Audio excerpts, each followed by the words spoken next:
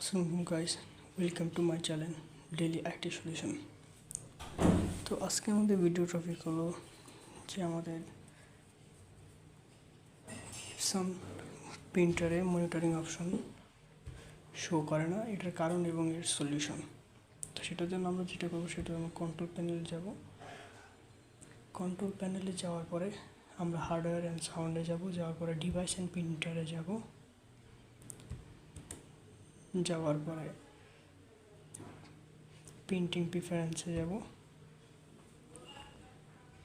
Option আসার পরে আমরা মেনটেন্যান্সে যাব। মেনটেন্যান্সে যাওয়ার পরে আমরা এক্সটেন্ডেড সেটিংস একটা অপশন দেখব, এখানে ডাবল ক্লিক করব। ডাবল ক্লিক করার পরে আমরা দেবো enable option status monitor 3 and think paper and envelopes. Then আমরা ওকে প্রেস করব। ওকে প্রেস করার পরে আমরা ওকে চাপ দিব। ওকে প্রেস করার পরে আমরা ডাবল ওকে চাপ দেবো। চাপ দেওয়ার পরে আমরা যখন আবার প্রিন্টিং প্রিফারেন্সে যাব, গেলে সেখানে আমরা দেখতে পারবো মেনটেন্যান্সে গেলে আমরা দেখতে পারবো যে আমাদের প্রিন্টার মনিটরিং স্ট্যাটাস শো করতেছে। সো এইটুকুই, ধন্যবাদ।